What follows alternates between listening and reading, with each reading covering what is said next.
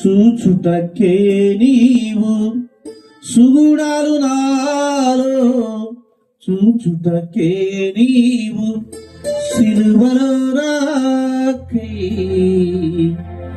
నలిగిన యేసయ్యా యేసయ్యా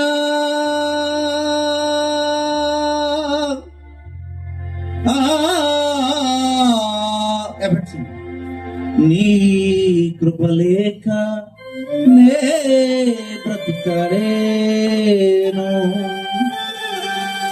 నా యేసయ్యా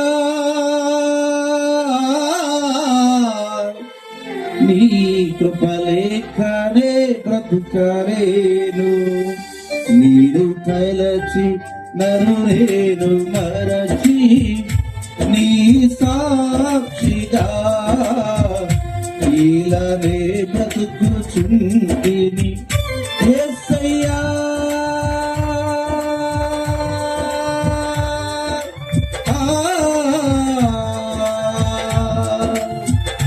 నీ కృపలేకనే బ్రతుకలేను నీ కృపలేకనే బ్రతుకలేను సద్గుణశీలుడ సుగుణాలు చూసి నరేను మురసిపోతిని సద్గుణశీలుడ సుగుణాలు చూసి నరేను మురసిపోతిని సుగుణాలు నాలో చూసుటకే నీవు సుగుణాలు నాలో చూచుటకే నీవు సుగుణాలు నాలో చూచుటకే నీవు సుగుణాలు నాలో చూచుటకే నీవు సిలువలో నాకై నలిగిన యేసయ్యా సిలువలో నాకై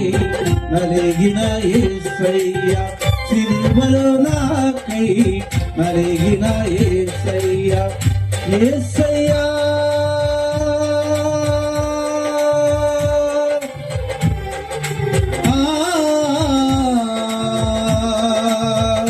నీ కృపలేక ఆమేన్ నేను నీ కృపలేక నే బ్రతుకలేను నీ కృపలేక ఆమేన్ ఆమేన్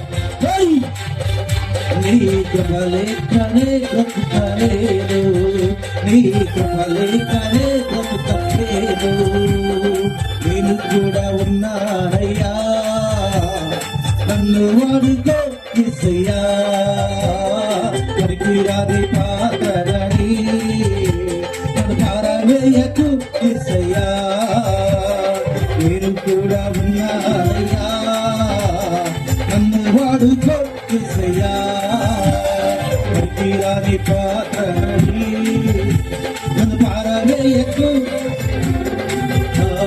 జ్ఞానమేమి లేదు గాని నీ సేవ చేయాల్సినది జ్ఞానమేమి లేదు గాని నీ సేవ చేయాల్సినది నీవే నా జ్ఞానమని నీవే నా జ్ఞానమని నీ సేవ చేయవచ్చినయ్యా నీ సేవ చేయవచ్చినయ్యా నేను కూడా ఉన్నానయ్యా నన్ను వాడుకో యేసయ్యా పరికిరాని పాత్రని పారవేయకు యేసయ్యా పరికిరాని పాత్రని పారవేయకు యేసయ్యా పరికిరాని పాత్రని నన్ను పారవేయకు యేసయ్యా కృపాభరితుడైన స్వామి పరిశుద్ధానికి స్తోత్రం.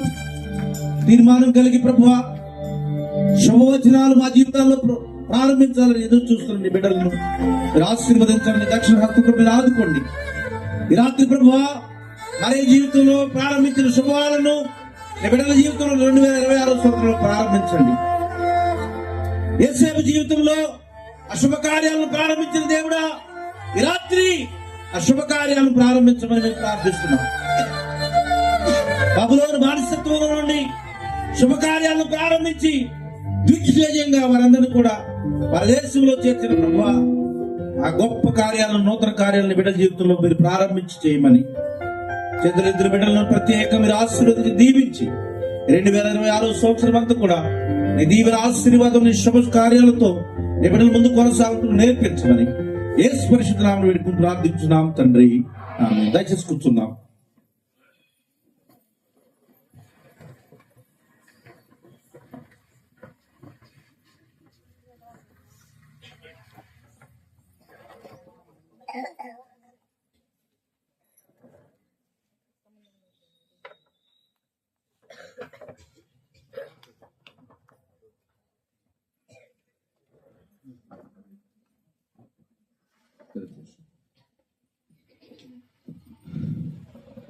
చాలా చక్కని మాటలు మనం ఈ సంవత్సర ప్రారంభంలో ఎన్నో అశుభాల మధ్యలో శుభముగా మార్చే దేవుడు మనం ఆరాధిస్తున్న నజరేయుడైన యేసయ్య.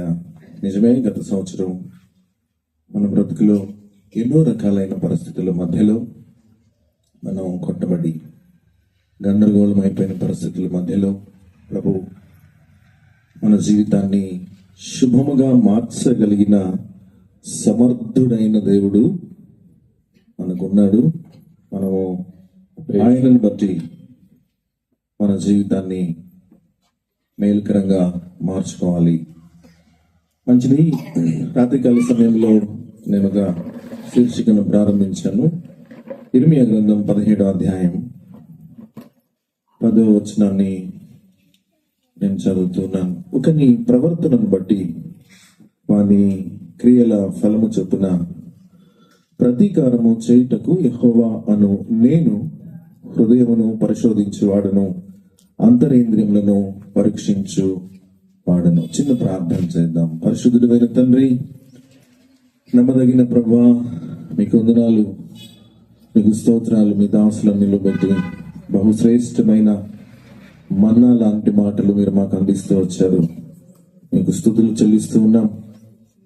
నేను కొన్ని నిమిషాలు నన్ను కూడా మీ సెలవు మరుగుపరిచి బలహీనమైన నా శరీరాన్ని ఆయన బలపరిచి మీరు వాడుకొనమని క్రీస్తు నామమున ప్రార్థన చేస్తున్నాము తండ్రి.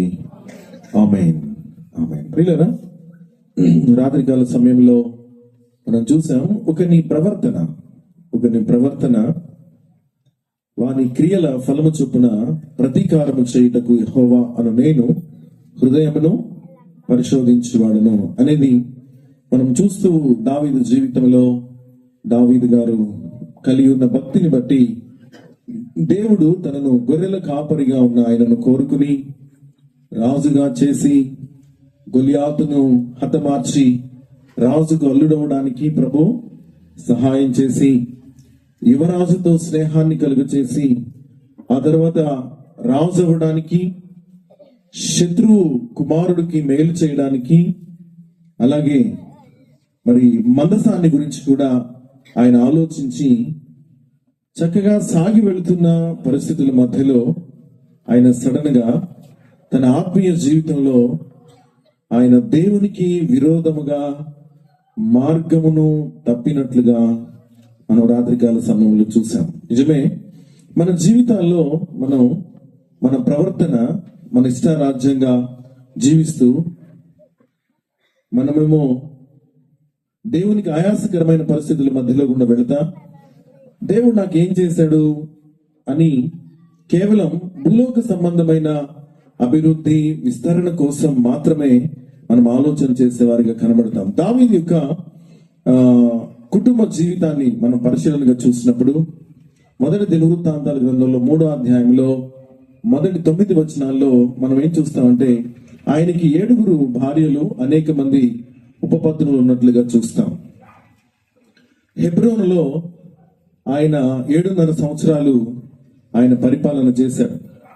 హెబ్రోన్లో పరిపాలన చేసిన తరువాత అక్కడ ఆయనకు 6 మంది పిల్లలు కలుగుతారు. తర్వాత యెరూషలేముకు ఆయన రాజ్యాన్ని మార్చాడు, హెడ్ క్వార్టర్ ని మార్చాడు. యెరూషలేముకు రాజ్యాన్ని మార్చిన తరువాత అక్కడ 13 మంది కుమారులు కలిగారు. 33 సంవత్సరాలు అక్కడ ఆయన రాజ్యాన్ని ఏలాడు.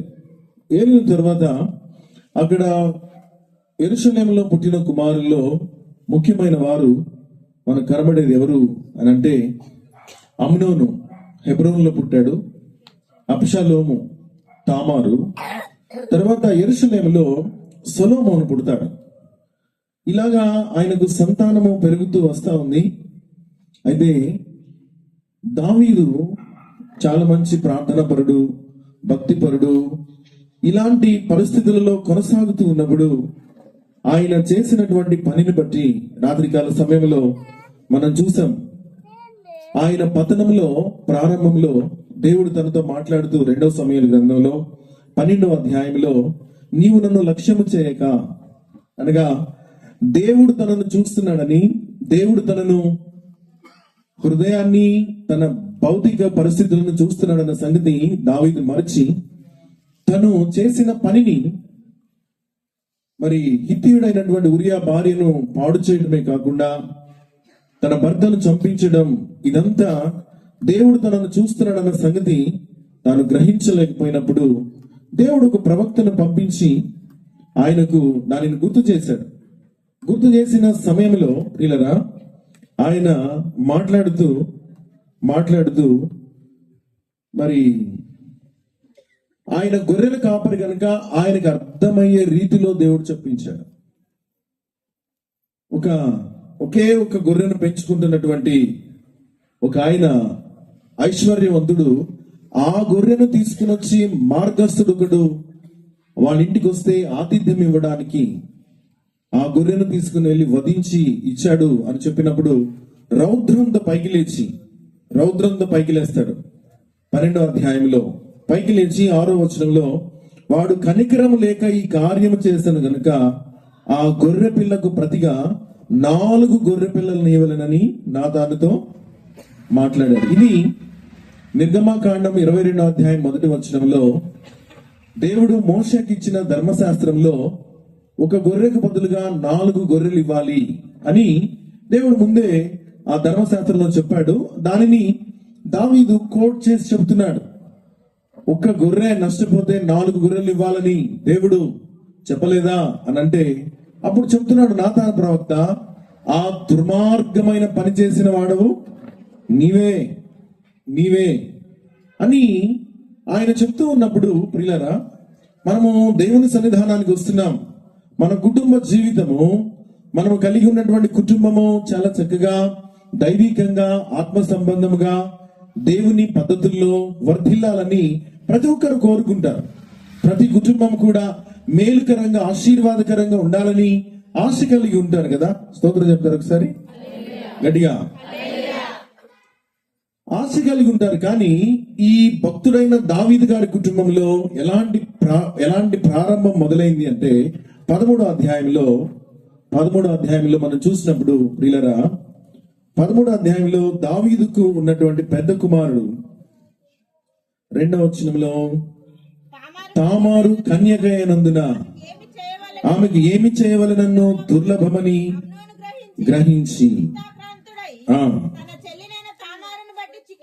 చూడండి, దావీదుకున్న భార్యలలో ఒక భార్య కుమారుడు అమ్నోను, మరొక భార్య కుమార్తె తామారు. చాలా సుందరమైన సౌందర్యం కలిగిన అమ్మాయి. ప్రియులరా, ఒక భక్తిపరుడు, ఒక ఆరాధికుడు, ఒక మంచి వాయిద్యకారుడు, దేవుని యందు భయభక్తులు కలిగిన వాడు, దేవుని చేత మరి రాజ్య సుభిక్షతను అనుభవిస్తున్న దావీదు కుటుంబంలో కొడుకు కూతురు మీద చెడ్డ మనస్సును కలిగి ఉన్నాడు. ఎవరి కుటుంబంలో? భక్తి కలిగిన ఆయన కుటుంబంలో, ప్రార్థనాపరుడైన కుటుంబంలో. ఆమె శరీరం మీద అపవిత్రమైన ఆలోచనలు కలిగి ఉన్నాడు. 14వ వచనంలో చూస్తే ఆమె ఏం మాట్లాడుతుందంటే, అతడు నన్ను నీకు ఇయ్యకపోడు అని చెప్పినప్పుడు అతడు ఆమె మాట వినక ఆమెను బలవంతం చేసి అవమానపరిచి, సొంత కుమారుడే సొంత కుమార్తె మీద ఇలాంటి దుర్లభమైన కార్యము ఆయన కుటుంబంలో ప్రారంభమవుతుంది.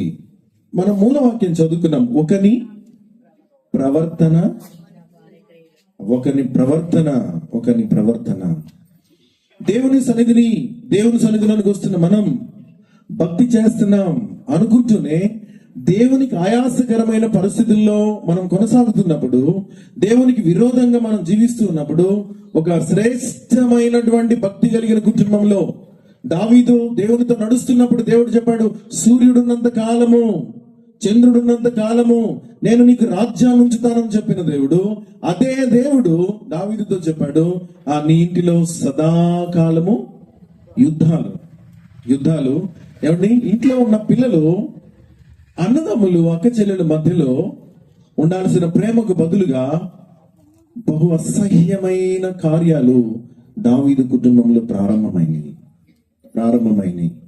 లేదా సామెతల గ్రంథం 13వ అధ్యాయం 24వ వచనంలో, తండ్రి శిక్షించని కుమారుడు ఏమవుతాడు? తండ్రికి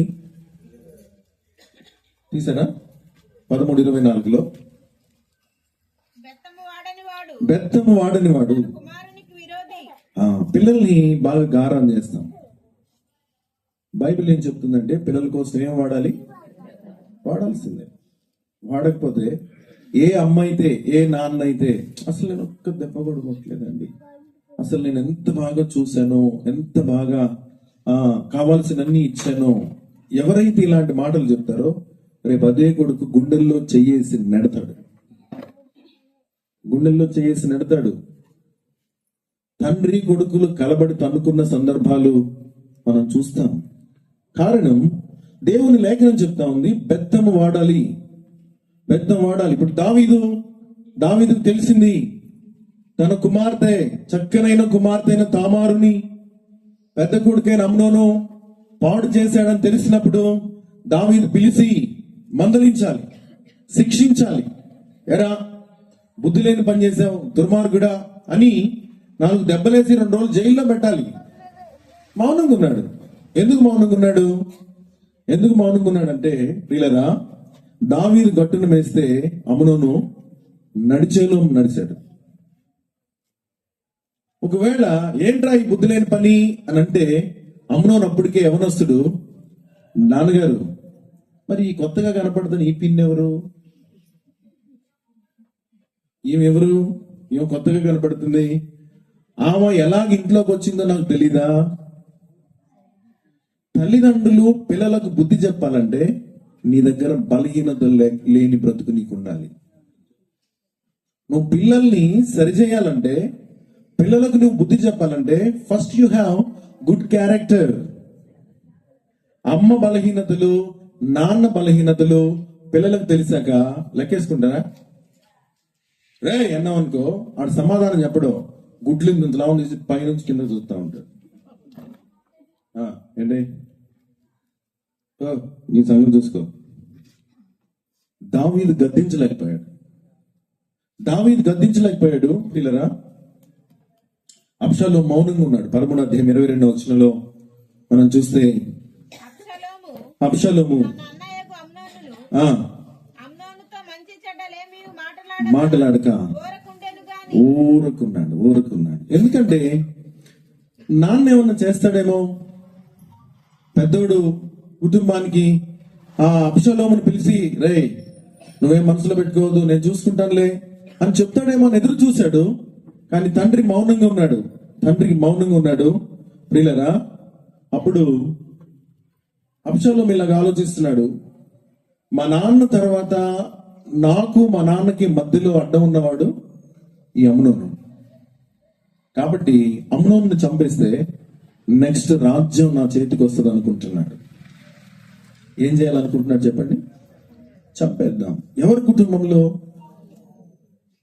ఎంత భక్తుడినా, ఎంత ప్రార్థనాపరుడు, ఎన్ని పాటలు రాశాడు, ఎంత ఆరాధికుడు. ప్రియ సహోదరులారా, మన ప్రవర్తన బాప్తిసం తీసుకున్న కొత్త రోజుల్లో కాదు, లేదా పిల్లలు పుట్టినప్పుడు కాదు, అంతము వరకు మనల్ని మనం జాగ్రత్తగా కాపాడుకోవాల్సిందే. పరిశుద్ధత విషయంలో, నీతి విషయంలో, యథార్థత విషయంలో, నిర్దోషత విషయంలో, సాక్ష్య విషయంలో. చెప్పలు కూడా దేవుని స్తుతిద్దాం. నిన్ను నువ్వు కాపాడుకోకపోతే కుటుంబంలో ఎంత దారుణమైన పరిస్థితులు జరుగుతూ వస్తున్నాయి, ఎంత దారుణమైన పరిస్థితులు జరుగుతూ వస్తున్నాయి ప్రియులరా.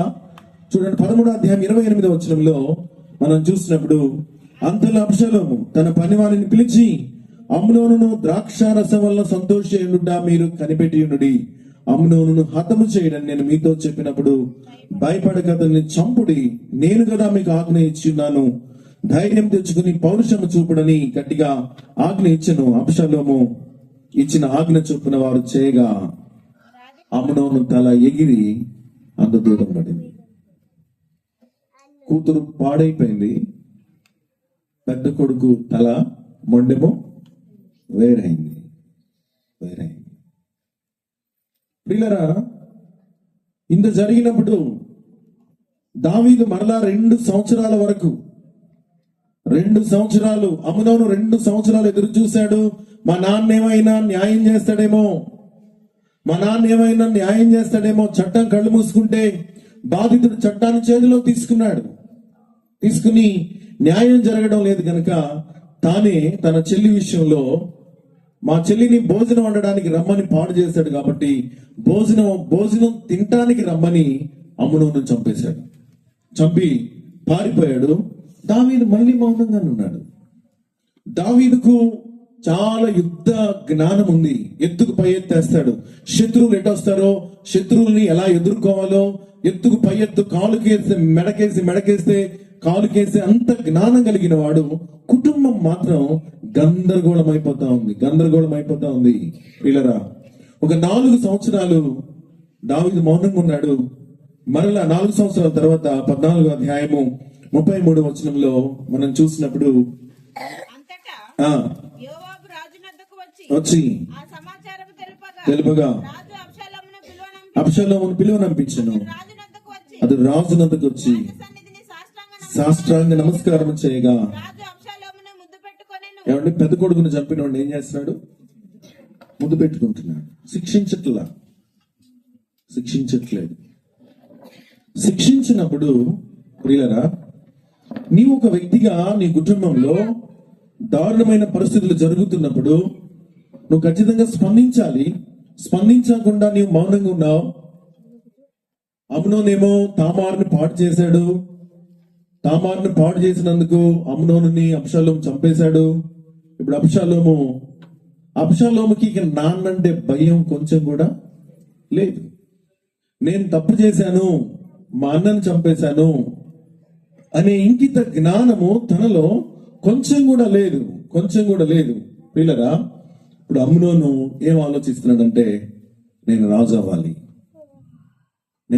అవ్వాలంటే ఇప్పుడు ఎవరు అడ్డంగా ఉన్నారు సింహాసనం మీద? చెప్పండి. దావీదు ఉన్నాడు.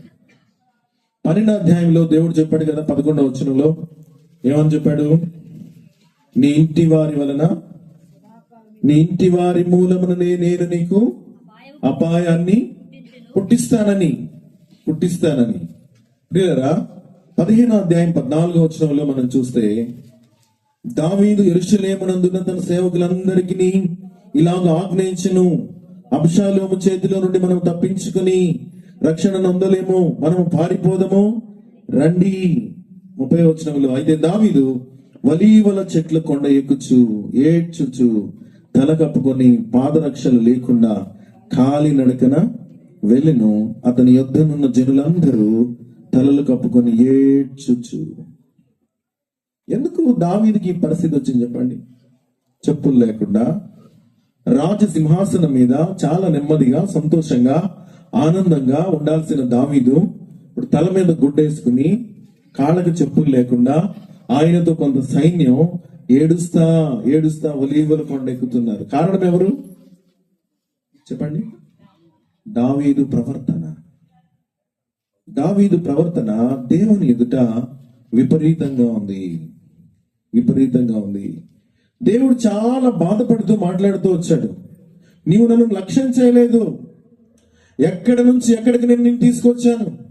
ఏ పరిస్థితుల్లో నుండి దయనీయమైన స్థితిలో ఉన్న నిన్ను చాలా ఉన్నతమైన స్థితికి నేను తీసుకుని వచ్చాను కదా అని దేవుడు ఎంతో వేదన పడుతున్నాడు. మనము దేవుని నామాన్ని అవమానపరిస్తే, దేవునిని ఏడ్పిస్తే ప్రియులరా, ఖచ్చితంగా మన ప్రవర్తన ఫలాన్ని మనం అనుభవించాల్సిందే. మర్చిపోవద్దు. అప్పుడెప్పుడో ఏదో అయిపోయిందిలేండి అంటే కుదరదు. పిల్లి పాలు తాగుతా నన్ను ఎవరు చూడట్లేదు అనుకుంటుందట. దొరికినప్పుడు నడుము విరిగిపోద్ది. ఇప్పుడు పిల్లి కళ్ళ ముందు ఏం కనపడతా ఉంటే పాలు తాగేటప్పుడు, పాల పిడతలో తలకాయ పెడితే వెనకాల కనపడిందా? చెప్పాలి. కనపడదు. వెనకాల ఆల్రెడీ ఆమె పప్పుకు తీసుకున్నది రెడీగా. కోడితే నడుము అక్కడే ఇరిగిపోద్ది కదా. నీవు కూడా అనుకుంటున్నావు నీ ప్రవర్తన నిష్ఠారాజ్యంగా దేవునికి విరోధంగా ఎక్కడ పడితే అక్కడ, ఎట్లా పడితే అట్లా నీ ఇష్టారాజ్యంగా ప్రవర్తిస్తా ఉంటే దేవుడు చూడలేదా? భక్తి ముసుగులో, ప్రార్థన ముసుగులో ప్రార్థనకు వస్తూనే ఇంకను పాపమును మానకుండా, ఇంకను దేవునిని దుఃఖపెట్టడం ఆగకుండా, దేవుని నామము నిత్యము అవమానం పాలు చేస్తున్న నీ ప్రవర్తన విషయంలో దేవుడు ఖచ్చితంగా ప్రతిఫలాన్ని ఇచ్చి తీరుతాడు. తీరుతాడు. ఇక్కడ నెక్స్ట్ మనం చదివేది చాలా బాధ అనిపిస్తుంది. 16వ అధ్యాయంలో 22వ వచనంలో మనం చూస్తే కాబట్టి మేడ మీద వారు అబ్షాలోమునకు గుడారము వేయగా తెలియనట్లు నిన్న మనం చూసాం. నువ్వు హిత్తీయుడగు ఉరియా భార్యను తెచ్చి రాత్రిపూట రహస్యంగా తప్పు చేసి సొంత కుమారుడు. ఇవన్నీ ఎవరింట్లో సంగతులు చెప్పండి? ప్రార్థనకి వెళ్ళనోడా? దేవుడు తెలియనోడా? దేవుని శక్తిని అనుభవించినోడా? జాగ్రత్త. మనల్ని మనం మోసం చేసుకోవద్దు. పిల్లల మీదకి భయంకరమైన పరిస్థితులు తేవద్దు. పిల్లలను మనం చక్కగా పెంచాల్సిన బాధ్యత ఉంది, కానీ గాలికి వదిలేయకూడదండి. పిల్లలు లేని వాళ్ళు ఎంతో మంది ఉన్నారు.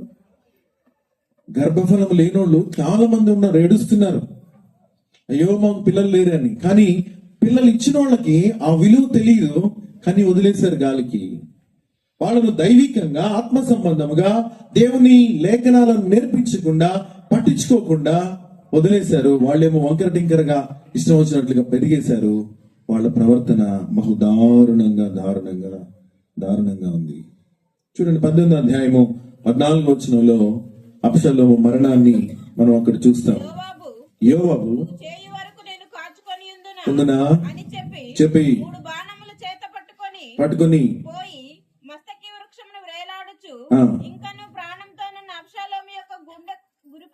గురిపెట్టి తన ఆయుధములను మోయువారు 10 మంది చుట్టూ చుట్టుకొని ఉండగా అబ్షాలోమును కొట్టి చంపెను.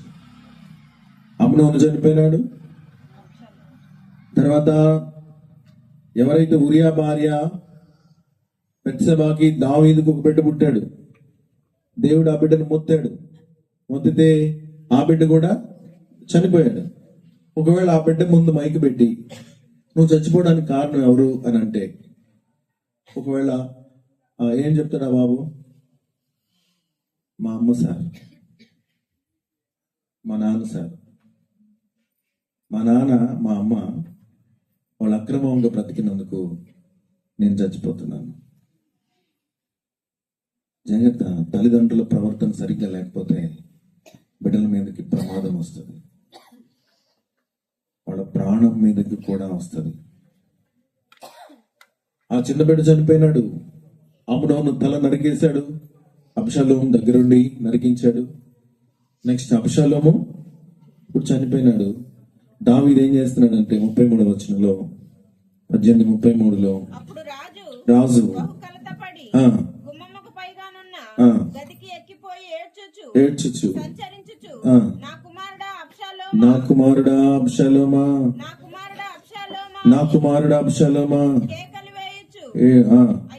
అయ్యో నీకు బదులుగా నేను చనిపోయి ఉంటే ఎంత బాగుండు.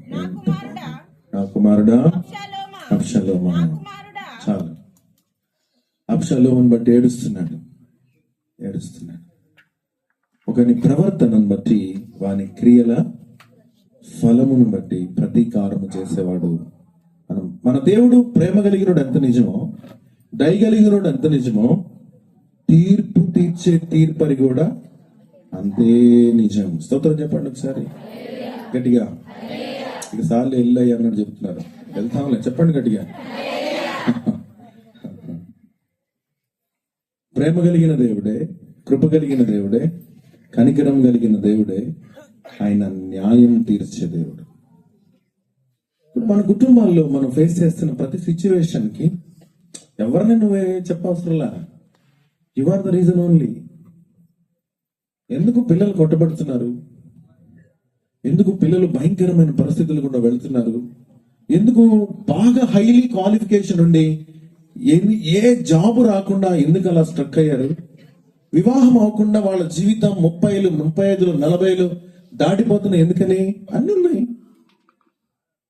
ఒక ఆమె నన్ను అడిగింది, సార్ మేము భలే దరిద్రమైన పేదరికులు ఉన్నామంటే నేను అనుకున్నాను ఒక రైస్ బ్యాగ్ కొనిద్దాం అనుకుంటున్నాను మనసులో. ఆమె చెప్పేటప్పుడు నా ఉంది మాకు 6 కోట్లు వస్తుందండి అంది. ఏం దరిద్రం అమ్మ అంటే, మా పెద్దోడండి పిహెచ్డి చేశాడండి, చిన్నోడేమో ఎంటెక్ అయిపోయిందండి, కానీ మా మండలాల్లో ఒక్కళ్ళు కూడా మాకు పిల్లనిచ్చేవాళ్ళు లేరు. ఏం చేస్తారమ్మా అంటే, పెద్దోడు చిన్నోడు సాయంత్రం కలిసి తాగుతారండి, ఎదురెదురుగా గ్లాసులు పెట్టుకుని తాగుతారు. తాగితే బాగానే ఉండదని తాగిన బాటిల్స్తో ఇద్దరు తలకాయ పగలు కొట్టుకుంటారు, ఇద్దరు రక్తం గారుతా ఉంటది, స్పృహ తప్పి పడిపోతారు రోజు. అట్లాంటి వాళ్ళకి పిల్లల్ని ఎవరిస్తారు చెప్పండి? ఈ దరిద్రం నుండి, ఈ కరువు నుండి, అయ్యా మా ఇంట్లో శుభకార్యాలు జరగాలి, మా ఇంట్లో చిన్నపిల్లలు తిరిగితే సంతోషించాలని ఉంది అంటే నేను ప్రార్థన చేస్తాను. ప్రభు ఆ కుటుంబ యజమాని సంగతి చెప్పాడు నాకు. చేద్దామని అడిగానమ్మా, మీ యజమాని సంగతి అంటే ఆయన గురించి అడగొచ్చు సార్ నన్ను. ఆయన చాలా మంది పెళ్లి కాని ఆడపిల్లల్ని మా ఊర్లో పాడు చేసిన దుర్మార్గుడు. అందుకే మధ్యలోనే చచ్చిపోయాడు. వాడి వంశాన్ని దేవుడు ఆపేశాడు. వాళ్ళ నాన్న ఆయనకున్న ఆస్తిని బట్టి చాలా మంది పెళ్లి కాని ఆడపిల్లలను పాడు చేస్తే దేవుడు ఇప్పుడు వంశాన్ని ఆపడేసి కూర్చున్నాడు. జాగ్రత్త, నేను ఎవరి మాట విన్నా, నేను ఎవరు లెక్కేనరా, నేను పట్టించుకోనా, నా ఇష్టం, నా డబ్బులు, నా శరీరం, నా పొలం అని నువ్వు అనుకుంటున్నావేమో. నిన్ను భూమి మీదకి తెచ్చినోడు చూస్తా ఊరుకోడు. ఖచ్చితంగా న్యాయాన్ని తీరుస్తాడు. న్యాయాన్ని తీరుస్తాడు. యాకోబు జీవితంలో కూడా జరిగింది. మొదటి దినవృత్తాంతాల గ్రంథంలో 5వ అధ్యాయం 1వ వచనంలో యాకోబు రూబేను అబ్షాలోము లాంటి పని చేశాడు.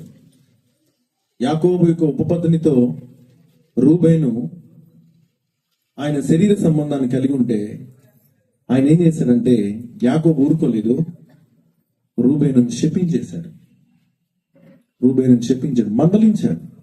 దావీదులాగా ఊరుకోలా. యాకోబు రూబేను స్వాస్థ్యాన్ని తీసి యోసేపునకు పరిశుద్ధతను కాపాడుకున్నా. ఇందాక మనం విన్నాం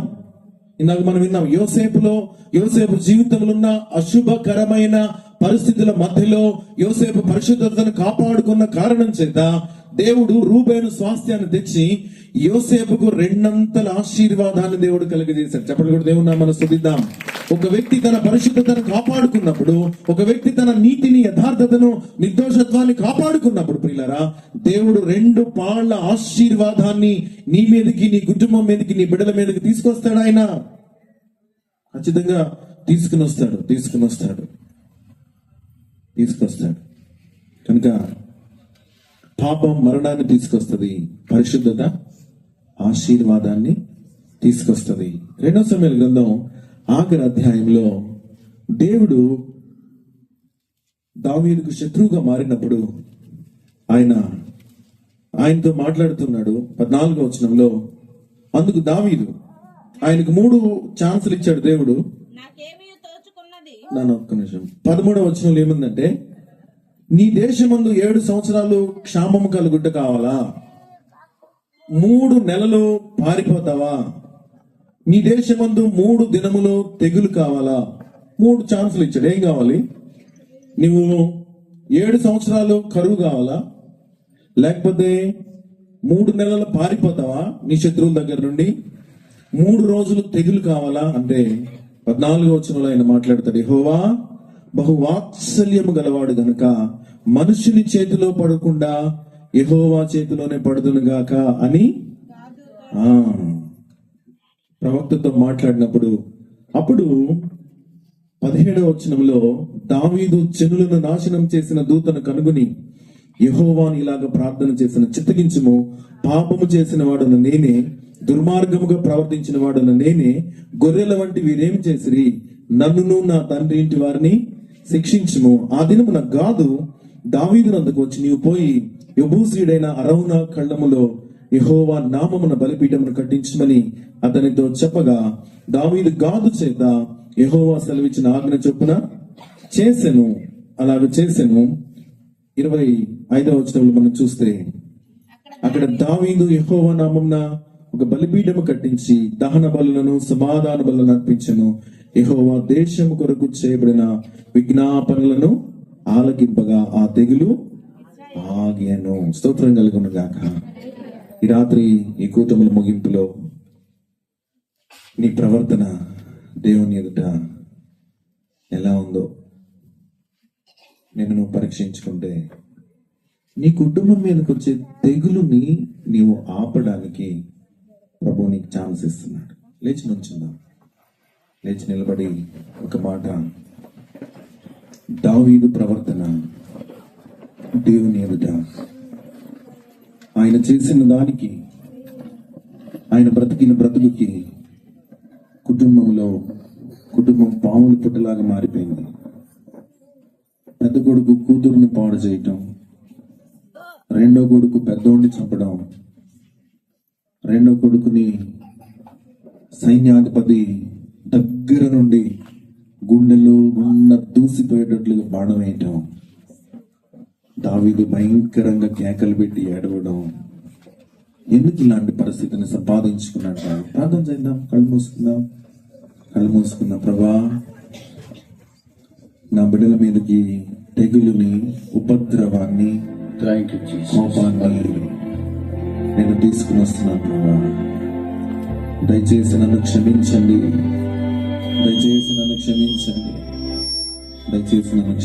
ప్రతి ఒక్క ప్రార్థించండి. ఒక నిమిషం ప్రార్థన చేస్తారా? అరౌనా కళ్ళంలో దావీదు బలిపీఠాన్ని కట్టాడు.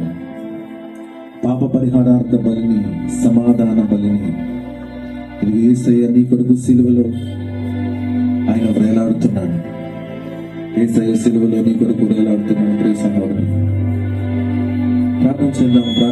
ఎవరు అటు తిరగొద్దు. 2 నిమిషాలు ప్రార్థన చేద్దాం. ప్రతి ఒక్కరు, ప్రభా నీవు నమ్మదగిన దేవుడు. ప్రభా నీవు నా కొరకు సిలువలో వేలాడావు. నిజమే, నేను హద్దులు దాటి ప్రవర్తించిన వాడు నిజం. కానీ నా పిల్లల మీదకి ఏదైనా వస్తే నేను తట్టుకోలేను ప్రభా. నా బిడ్డల జీవితాల్లో ఆ భయంకరమైన సంభవాలను నేను తట్టుకోలేను కదా ప్రభా. ఇదిగో నా కొరకు సిలువలో బలి అయిన యేసయ్యా, నాయన ఈ రాత్రి మీ కృపను, మీ కనికరమును నా కుటుంబం మీదకి రానివ్వండి. మీ దయను అనుగ్రహించండి. ప్లీజ్ నోరు తెరిస్తే ప్రార్థన చేయండి. 1 నిమిషం ప్రార్థన చేద్దాం. నేరము చేయని నీవు ఈ ఘోర పాపి కొరకు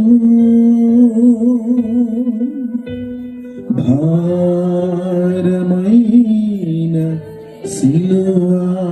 ప్రార్థన చేస్తారా? మీరు పాడవలసిన లేదు. నేను ప్రార్థన చేయాలని నేను ఆశపడుతున్నాను. వాక్యాన్ని బట్టి పరీక్షించుకుంటూ అశుభాలు నన్ను వెంబడిస్తున్నాయి ప్రభా. అశుభాల చేత కొట్టబడుతున్నాను. శుభకరమైన కార్యం కోసం నేను ఎదురు చూస్తున్నాను. నా ముఖంలో నవ్వు కావాలి, నా ముఖంలో సంతోషం కావాలి. వెలి అయిన యేసయ్యా, బలి అయిన యేసయ్యా, నీవెల్ల నలిగితివా, నీవెంత అలసితివా. సిలువలో, ఆ సిలువలో, ఆ ఘోర కల్లరిలో, ఉలువల మధ్యలో వేలాడిన యేసయ్యా,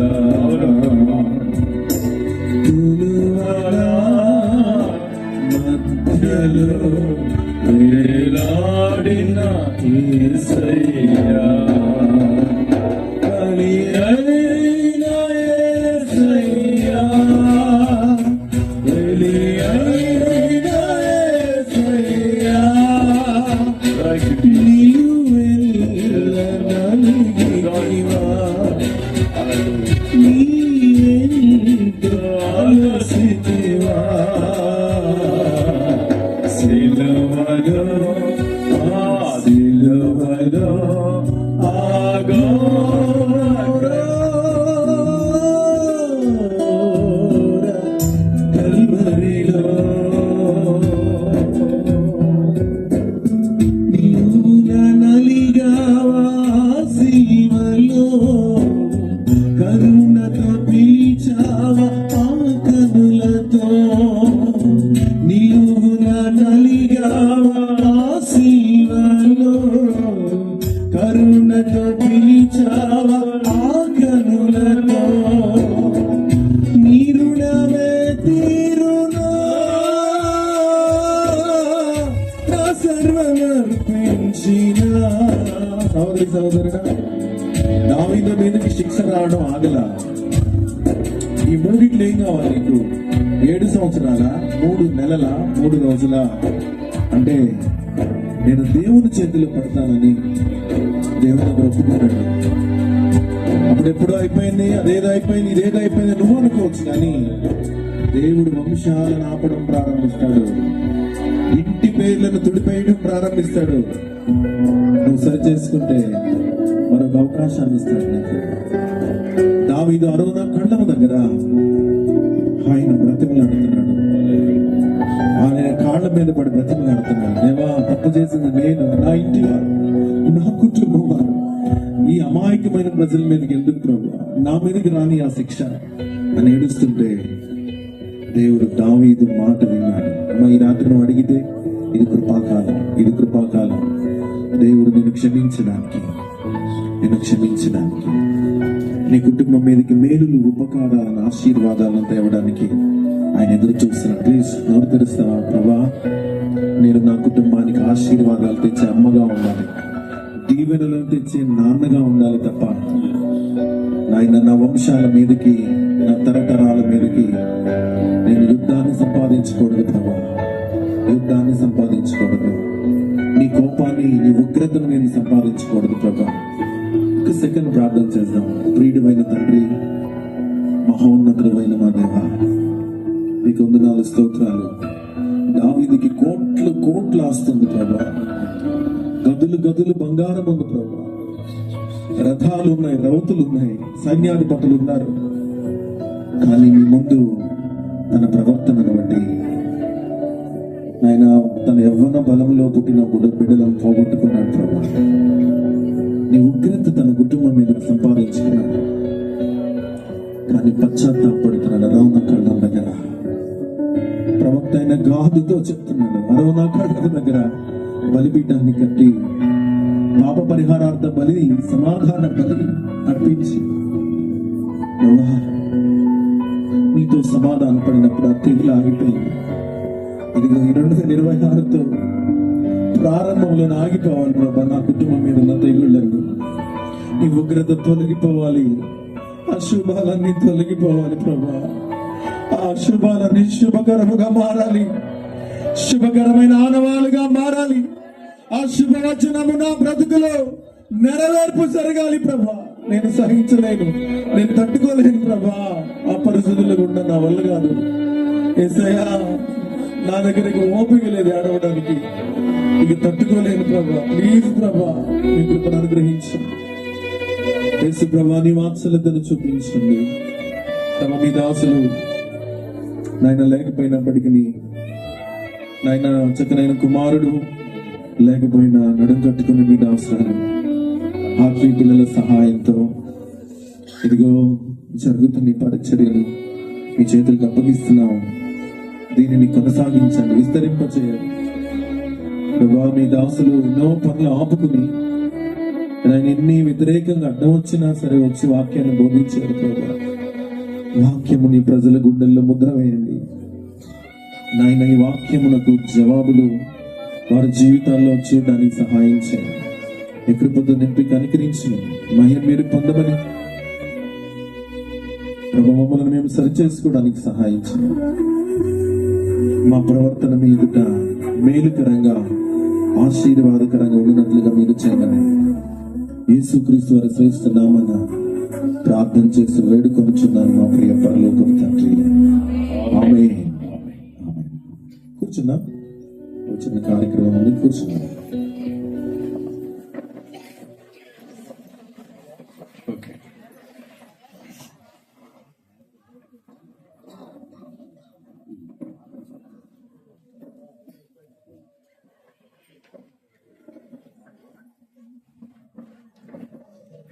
దేవునికి ఒకసారి స్తోత్రం చెల్లిద్దాం. హల్లెలూయా.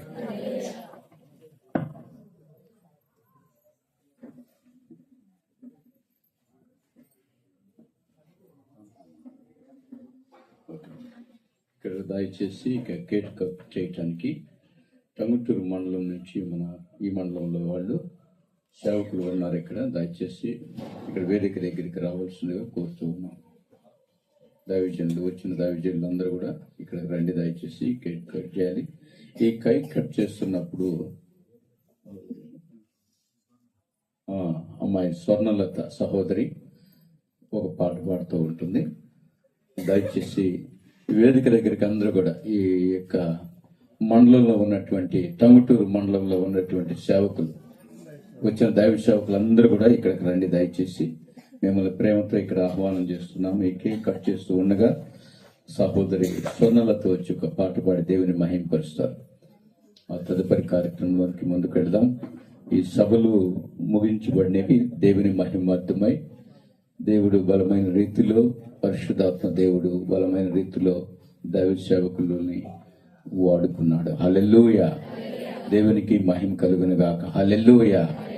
ఇక్కడ ఉన్నటువంటి ప్రతి సంఘస్థులు, బయట నుంచి వచ్చిన వారందరూ కూడా ఎంతో ఆశీర్వదించబడ్డారు అని ఆధ్యాత్మికంగా మేము నమ్ముతూ ఉన్నాం. హల్లెలూయా. రండమ్మ పైకి.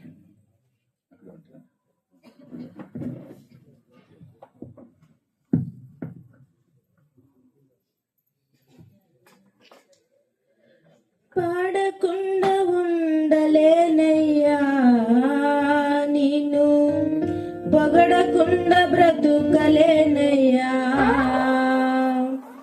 పాడకుండా ఉండలేనయ్యా, నిన్ను పొగడకుండా బ్రతుకలేనయ్యా. ఊహించలేదయ్యా ఈ మేలులన్నీయు, తలంచలేదయ్యా ఈ గొప్ప కార్యములు. ఊహించలేదయ్యా ఈ మేలులన్నీయు, తలంచలేదయ్యా ఈ గొప్ప కార్యములు. పాడకుండా ఉండలేనయ్యా, నిన్ను పొగడకుండా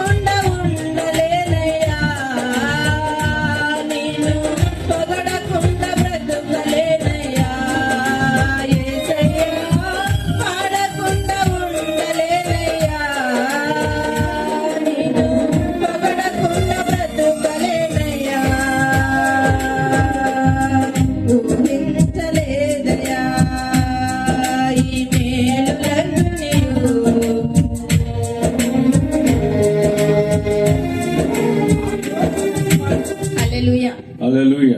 దేవునికి ఒకసారి స్తోత్రం చెల్లిద్దాం. హల్లెలూయ. హల్లెలూయా. ఈ కేక్ కట్ చేసే సమయంలో మేము ఆ, ఆ, ఆ, మనకు తెలుసు మరి జాన్మార్ గారిని అమ్మగారిని దేవుడు ప్రేమించి జాయ్ని దేవుడు ఇచ్చాడు, ఆయన తీసుకున్నాడు. ఆయన జన్మదిన సందర్భంగా మనం కేక్ కట్ చేస్తున్నాం.